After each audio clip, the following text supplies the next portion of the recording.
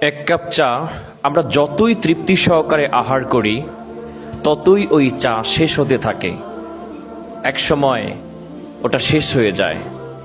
ঠিক তেমনি মানুষের জীবনটাও হচ্ছে একটা সীমাবদ্ধতার আওতায়।